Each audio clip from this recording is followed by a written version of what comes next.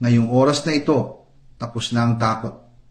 Hindi na ako magpapasindak sa mga aninong nagtatago sa likod ng kapangyarihan. Ibubulgar ko ang katiwaliang matagal nang niluluto ng mga ganid sa gobyerno, mga taong sisirain ang sinumang haharang sa kanila.